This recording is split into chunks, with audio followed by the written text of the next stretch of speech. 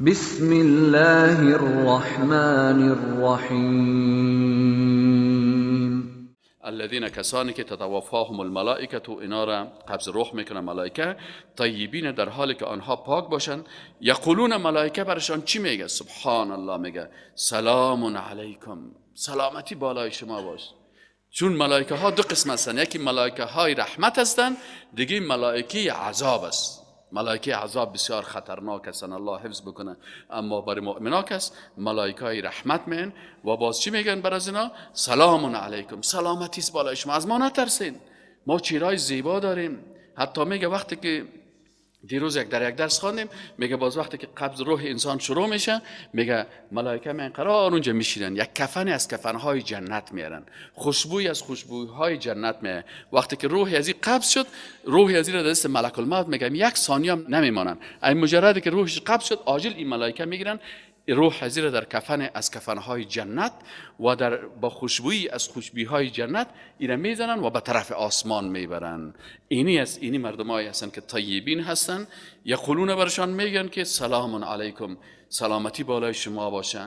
در دروازه جنت ملائکه استاد هستن به استقبال همین مردمایی که با عقیده توحید درست از قرآن و سنت عقیده خود گرفتن. برشان میگه ادخلوا الجنه، داخل شوین در جنت، بما کنتم تعملون، به سبب آنچه که شما عمل میکردین. عمل عقیدتیتان خوب بود، عمل روزانیتان خوب بود، اخلاقتان خوب بود، روشتان خوب بود، تمام اعمالی که شما کردین.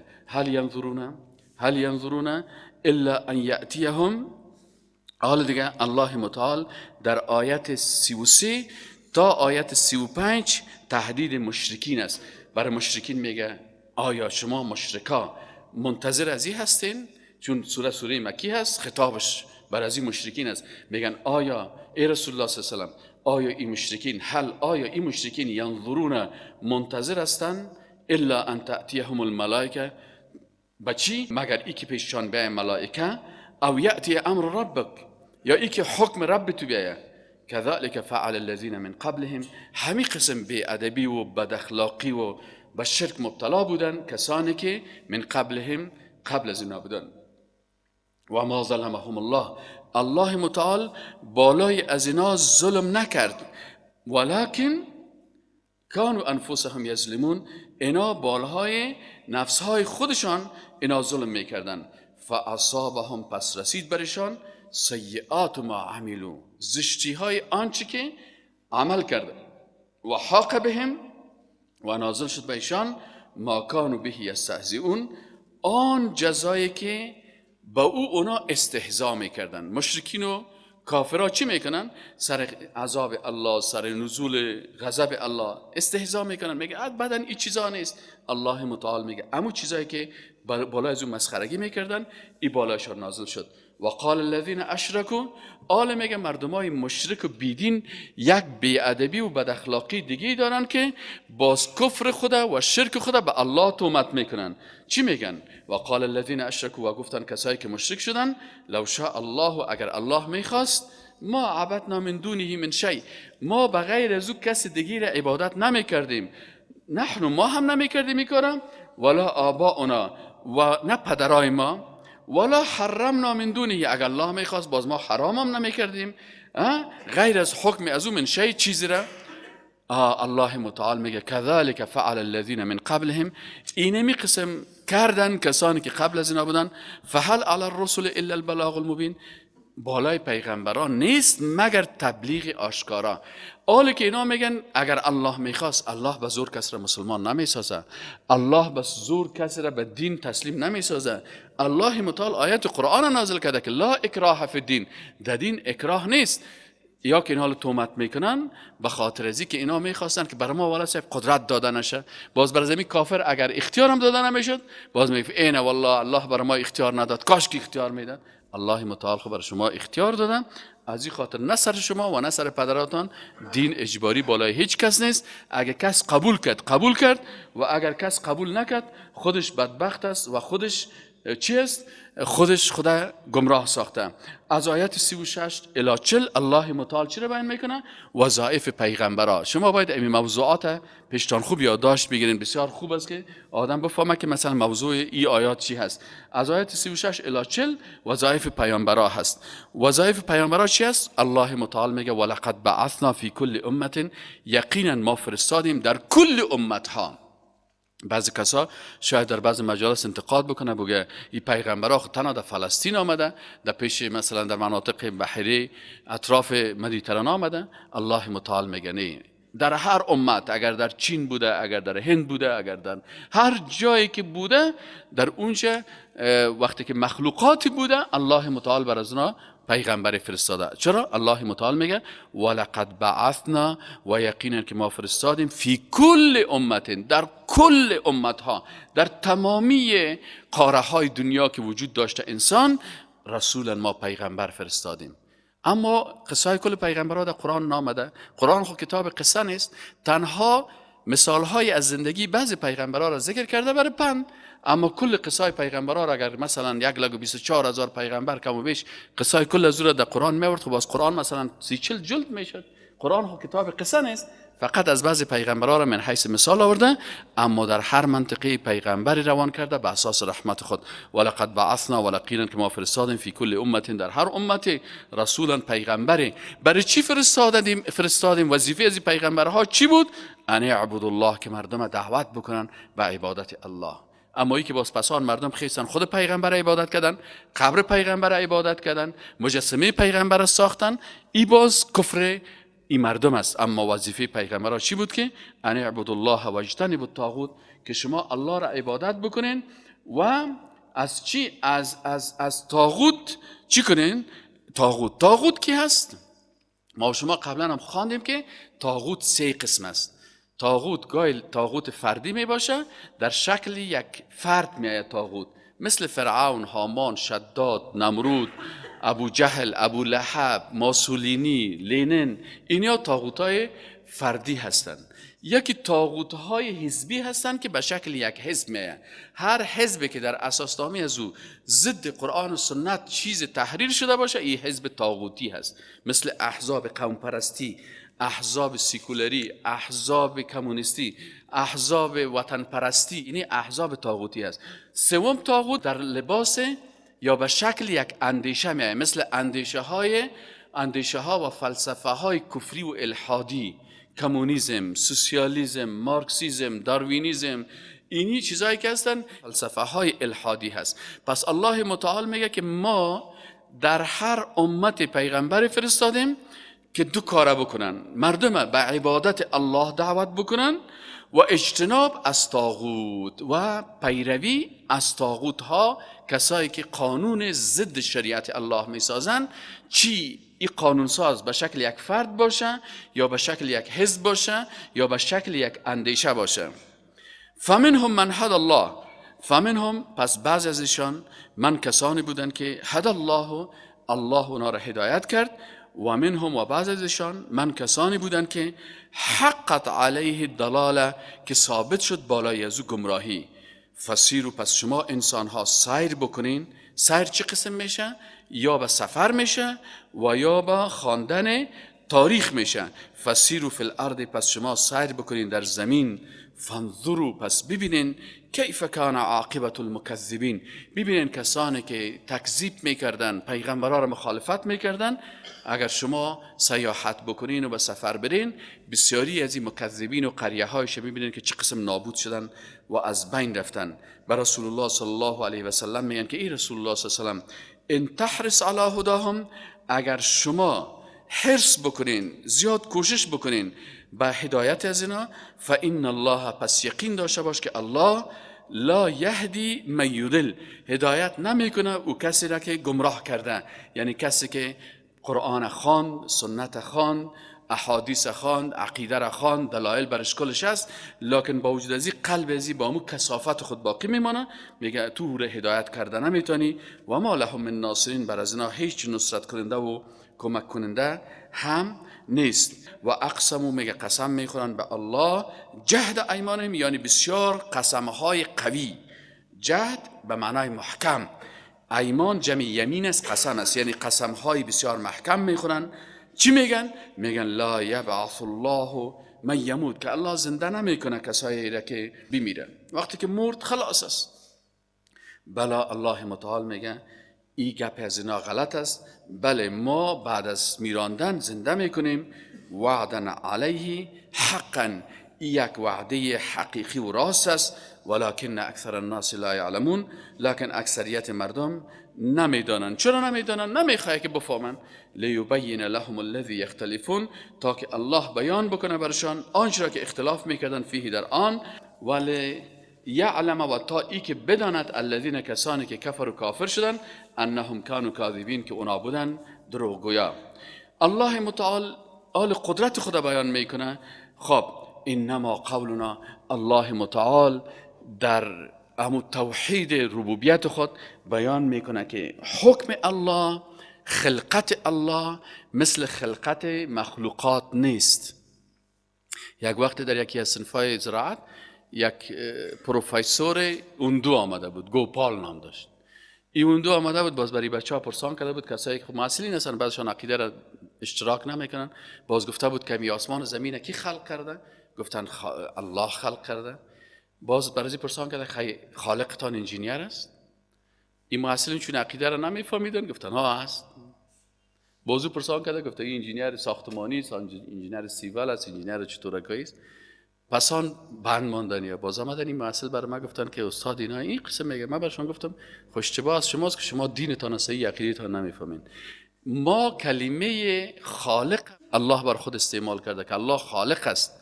کلمه انجینیر و این کلمات ما برای خالق متعال استعمال کرده نمیتونیم. فرق چی از بین انجینیر و بین خالق؟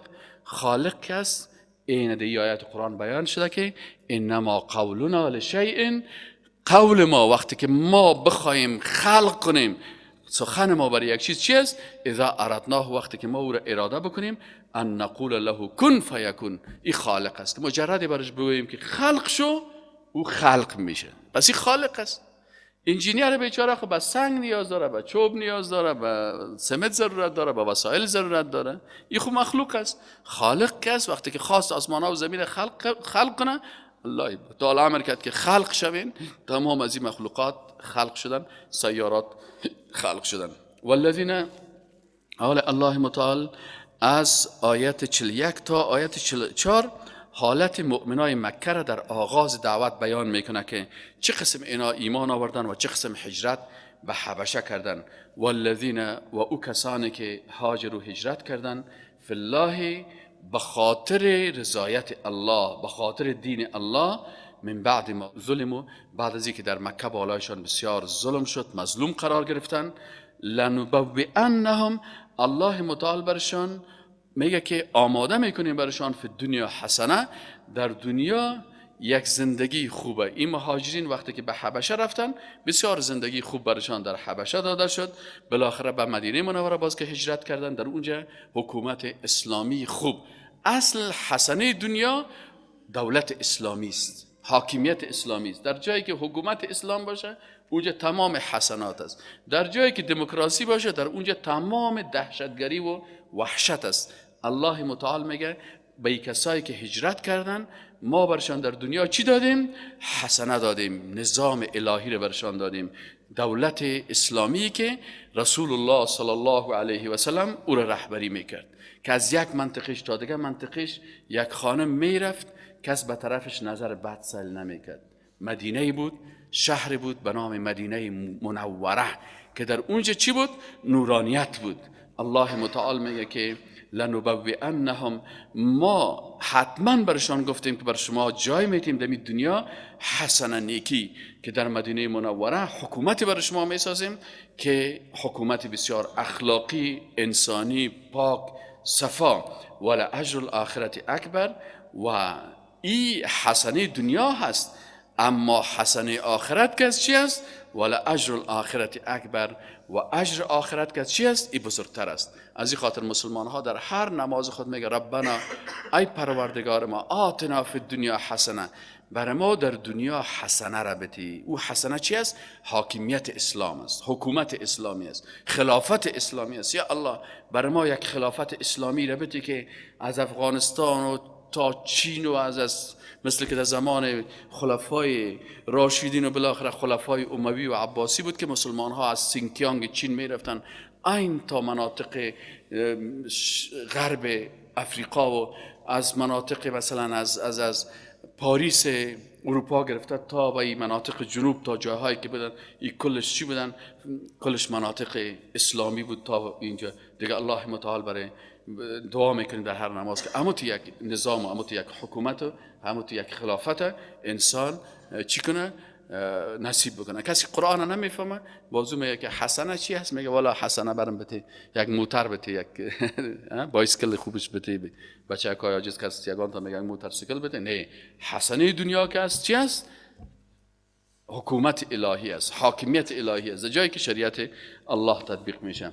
الله متعال میگه باز بر از اینا که ما این نظامی را که رهبریتش به دست رسول الله صلی الله علیه و سلم بود و هر مسلمان در اونجا سیاست مدار بود. اینا کسایی که قرآن نمیفهمه باز اونا چی میگن؟ ما مسلمان هستیم خب ما با سیاست کار نداریم. ابوبکر صدیق گپ نمیزد، رسول الله صلی الله علیه و سلم گپ نمیزد. حال وقتی که رسول الله صلی الله علیه و سلم میگه ما با سیاست کار نداریم، باز حکومت خیش را جور کرد. اگه کار نمی داشت رهبر حکومت اسلامی در مدینه منوره کی بود؟ شخص رسول الله صلی الله علیه و سلم. بعد از او مثلا وقتی که زیاد شده می رفت ابوبکر صدیق خلیفه مسلمانان نبود؟ در اصل سیاست بود نبود؟ بعد از عمر فاروق بود، در اصل سیاست بود نبود؟ بعد از او کی بود؟ عثمان رضی الله عنه بود، در اصل سیاست بود نبود؟ بعد از علی رضی الله عنه بود، در اصل سیاست بود نبود؟ بعد از معاویه رضی الله عنه بود، یا هم صحابی رسول الله صلی الله علیه و سلم بود، در اصل سیاست بود نبود؟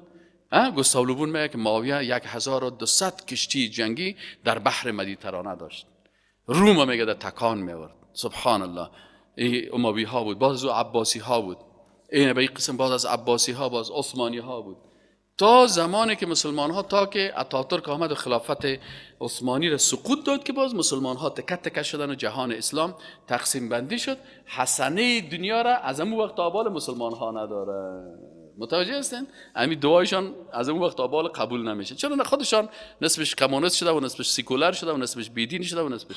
اگر مسلمان ها کلشان باشن پس الله متعال همون قسم خلافت اسلامی را نصیبشان میکنن که قاره ها را اینا چی میکردن؟ حاکمیت میکردن. این الله متعال میگه والذین هاجروا، و کسایی که هجرت کردن فی الله در راه الله من بعد ما ظلموا، سیست بعد از اینکه در مکه سرشان بسیار ظلم شد، بعضشان کشته شدن، بعضشان لعنت کردن، لنبوئنهم، الله متعال میگه ما بر از اینا آماده میکنیم چی را؟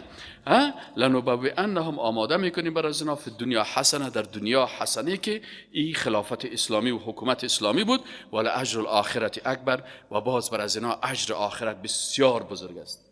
این کبیر است و اکبر است. سبحان الله. لو کانوا یعلمون، اگر اینا میدانستن. الذین صبروا، اینا کی بودن؟ کسانی بودن درست سختی ها هست، بعد سختی ها صبر کردن، و علی ربهم یتوکلون. این صفت مؤمنینی که الله برش دو حسنه را میده باید دو صفت داشته باشه. اولش در مقابل مصیبت ها و سختی ها صبر بکنه و دوم توکل بکنه. آل بسیاری مسلمان است که مجرد سرش یک سختی آمد چیغ و ناله میزنه و فریاد میکنه. دوم چی است؟ به الله توکل نمیکنه، باز میره بالای کی توکل میکنه؟ والا بریم کت امریکایی ها استاد شویم، کت اروپایی ها استاد شویم، کت خارجی ها استاد شویم، باز ماشین. این توکلشان به الله برداشته شد. صحابه کرام قسم نبودن، در مقابل سختی ها و مصیبت ها ولو که شمشیر در گردنشان میمان که قطع میکنیم صبر میکردن و باز به کی توکل میکردن؟ و علی الله و علی ربهم یتوکلون. ایست آل از آیت 41 الی 4 امی موضوع بیان شده رفت. نه و ما ارسلنا من قبلک، و ما نفرستادیم قبل از تو الا رجالا نوح الیهم، مگر اشخاصی را که ما وحی میکردیم برشان. فاسالوا اهل الذکر. آل بعضی اوقات این مردمای جاهلیت باز میگفتن که نه پیغمبر کجا میاد در یک منطقه؟ الله متعال برشان گفت که شما خیلی مردمای عامی هستین، بیخبر هستین، نافهم هستین، شما ناخوان هستین، برین از متخصصین پرسان کنین. فاسالو اهل الذکر. اهل ذکر وقت اهل کتاب بودن، یهود و نصارا که میگفتن ما بسیار دانشمند هستیم، با خبر هستیم، فامیده هستیم. گفت برین شما از امو متخصصین و علمایی که اینا کتاب ها را میفهمن و اهل کتاب هستن، این کنتم لا تعلمون، اگر شما نمیدانین. و در این آیت یک دلیل دیگه هم است که انسان در هر رشته باید از متخصصش پرسان بکنه. فاسالوا اهل الذکر. آل بسیاری کسا هست، مثلا شما که سوال کنید اگر کامپیوترتان خراب شد پیش کی میرین؟ پیش انجینیر کامپیوتر، متخصص کامپیوتر ساینس میرین. اگر مثلا قلبتان درد کنه پیش دکتر طب میرین. ایناله وقتی که شما قرآن و سنت میخوانین باید پیش متخصص قرآن و سنت بشین. گمراه چه وقت میشن که یک نجار میخیزه، یک گلکار میخیزه، یک سای منصب میخیزه، باز میگه مثلا میخوایم دین بر مردم یاد بتون. الله میگه فاسالوا اهل الذکر. شما وقتی که نمیفهمین از متخصصین مسلکیه که قرآن شناس باشه، حدیث شناس باشه، مسلکی باشه، از او پرسان بکنین، از او دین یاد بگیرین. یک جای ما رفتیم، یک 30-40 نفر جوانا را شانده.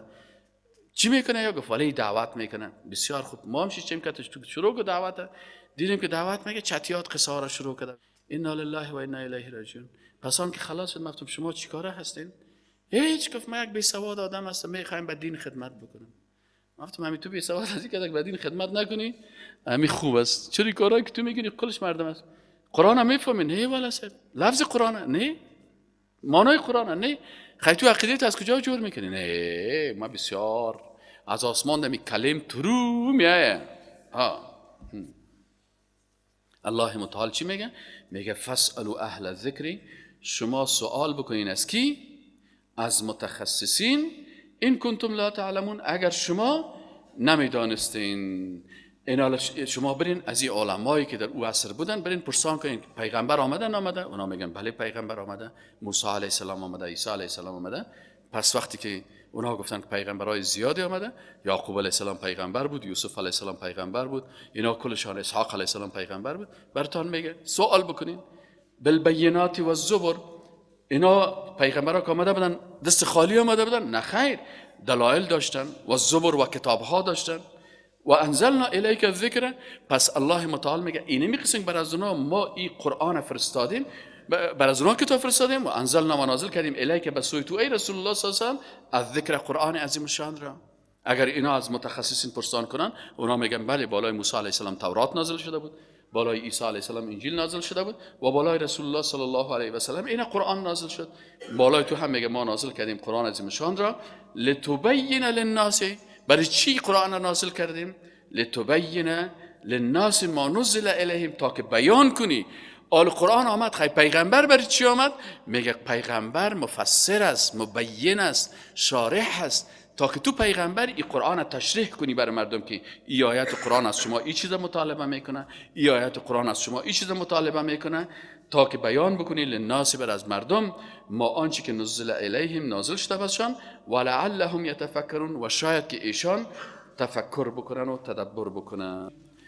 در این آیات شریف از آیات 44 الی آیات 50 الله متعال تهدید میکنه مشرکین به عذاب. تهدید مشرکین به عذاب یعنی کسانی که خود از عذاب الهی یعنی از شرک دور نمیکنن، پس اینا الله متعال تهدید میکنه به عذاب سخت. اعوذ بالله من الشیطان الرجیم. بسم الله الرحمن الرحیم. افامن الذین مکروا السیئات. الله متعال میگه افامن، آیا در امن مانده‌اند، آیا خوف ندارن؟ الذین، کسانی که مکروا السیئات. مکر به معنای تدبیر است که اینا تدبیر میکنن، برنامه‌ریزی میکنن، پروژه میسازن. برای چی؟ از سیئات، برای بدیها. شب و روز میشینن برنامه‌ریزی میکنن برای بدیها. آیا اینا در امنیت هستن و نمیترسن ان یخسف الله بهم الارض، این که فرو ببرد الله متعال بهم، به ایشان، الارض، زمین را. بعضی فیلم ها را ما و شما میبینیم که بعضی کسایی که برنامه‌های زشت میسازن یک دفعه زمین دو توته میشه و با موتر و با تمام وسایل خود در زیر زمین میرن. او یأتیهم، یا این قسم که بیای برشان العذاب عذاب من حیث لا یشعرون، او تو عذاب های میاد که یا هیچ خبر ندارن. شما ببینید که مثلا سونامی را میبینید که در اون مناطقی که امی سونامی شد چی عذاب بود که بحر چند صد متر امت بالا آمد و مردمی که دمی کرانه های بحر بودن تمام از اینا را برد تکت تکه کرد. شمال های شد که حتی گاوه ها و موترها را، من گاوه دیدم که دمی هوا شمالی در همت لوتک میداد، انسان ها خب به چه حالت بودن. موترها را میدیدی که همت دمی بین او دریاها همت موتر مثل جغلا و همت در حرکت بدن. الله متعال میگه یا در امن هستن از این عذاب الهی، او یأخذهم، یا ای که بگیرد ایشان را فی تقلبهم، در وقت رفت آمدشان. فما هم بمعجزین، پس اینا نیستن عاجز کننده، نمیتونن الله متعال عاجز بسازن که عذابهای خدا بالای از اینا نازل بکنن. او یأخذهم، یا بگیرد ایشان را علی تخوف، در حالت خوف، در حالت ترس، او عذابی که در حالت بسیار ترس خطرناک باشن. امیال جهان کلش در ترس است. تمام روز وقتی که سلاح‌ها را میسازن، حتی روس از امریکا میترسن و امریکا از روس میترسن. فإن ربکم، پس یقین داشته باشین که ربکم، رب شما، لرؤوف، بسیار مهربان است، رحیم ما و شما گفتیم فرق بین رأفت و رحمت دمی است که رأفت دور کردن زشتی ها و رحمت جلب منافع است. پس پروردگار شما بسیار مهربان و با رحم است. اولم یرو، آیا ندیدن الی ما خلق الله، به سوی آنچه که الله خلق کرده، من شیء، از چیزها، یتفیأ، که میگردد، ظلاله، سایه های آن، عن الیمین و الشمائل، از جانب راست و چپ، سجدا لله، بر چی؟ برای سجده کنان برای الله متعال، و هم داخلون، در حالی که این مخلوقات بسیار عاجز می باشند. الله متعال میگه که تنها به الله شما سجده نمی کنین، بلکه ولله، و خاص برای الله یسجد و سجده می کند، ما فی السماوات، آن مخلوقاتی که در آسمان ها هستند، و ما فی الارض، و آن مخلوقاتی که در زمین هستند، من دابت، از هر جنبنده، والملائکه، و همچنان ملائکه سجده می کنند بر الله، و هم لا یستکبرون، هیچ کدام از اونا تکبر نمی کنند از سجده و تطبیق احکام الله. یخافون ربهم، از خالق خود می ترسند، من فوقهم، از بالایشان، و یفعلون، و انجام میتن، ما یؤمرون، آن چیزی که بالای از اینا امر شده. آیت سجده است، بالای کل ما و شما سجده هست، سجده تلاوت بکنین.